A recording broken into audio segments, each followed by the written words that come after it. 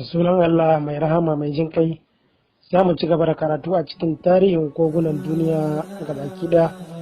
Idan ba ku manta ba, mun kwana a cikin kogi na bakwai shine Bahar Zakti, a cikin bayanin abubuwan mamaki da suke cikin wannan kogi. Muna cikin bayanin giwaye, yanzu kuwa za mu ci gaba insha Allah. Malaman suka ce lallai ita wannan giwayen idan suka buƙaci a kusantuwar iyalinsu, suna kusantar da janibinsu zuwa janibinsu, hatta ya shi da lazarta har sai sun samu jin daɗi. fayyumna sai su fitar. To idan suka kasance sun yi wannan kusantar junan, to sai shi ainihin giwan sai yake shingida, sun ma yarki zakarhu fanazal mani fi zulumati, sai ya kusanci wannan giwar, sai ya ɗora ya saita ainihin azzakarinsa a kai.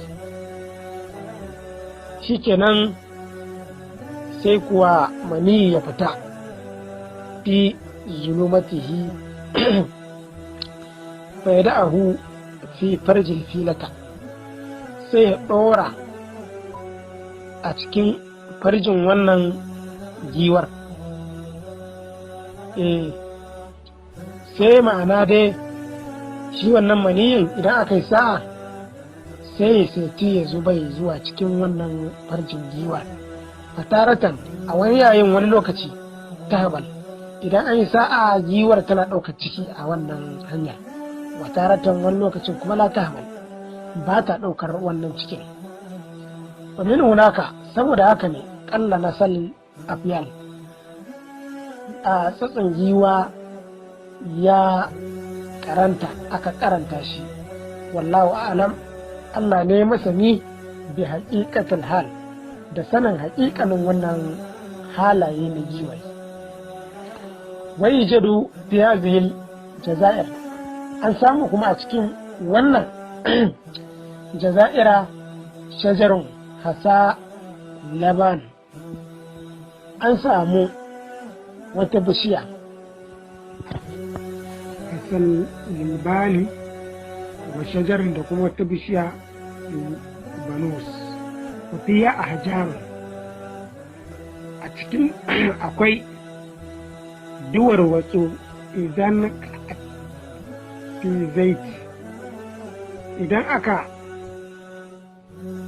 jefa wannan duwar watsin, idan aka afka su a cikin mai tadi'u, suna yin haske misilin fatailata, wala ya ɗafa zalika, suna kamawa misalin a kamar kendir, kamar misalin kendir, kuma ba abin da yake kashe wannan hasken na wannan duwar wasu. Idan harakar suka kama, to ba za su mutu ba saboda wata iska ko wani abu ba, za su ci gaba da haske da kuma haskakawa. Kuma shi wannan hasken ba mai cutarwa ba ne, domin ba zafi ko kuma wata alamar wuta a tare da shi. A nan wannan bayani na